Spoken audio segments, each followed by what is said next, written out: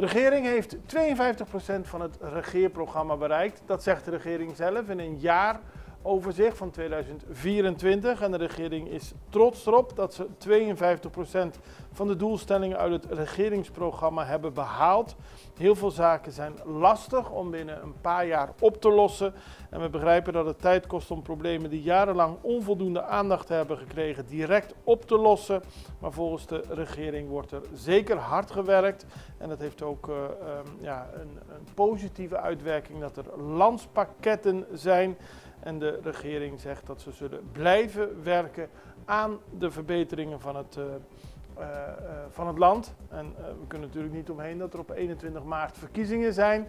De regering kijkt in ieder geval terug dat op de afgelopen 3 jaar en 7 maanden waarin veel is gerealiseerd en voordelen zijn behaald voor de bevolking.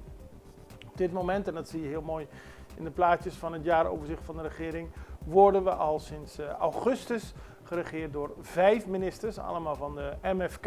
Er zijn nog steeds geen nieuwe ministers. Eentje zou moeten komen namens onafhankelijk statenlid Sita Jezus Lihitu en een andere via de KEM.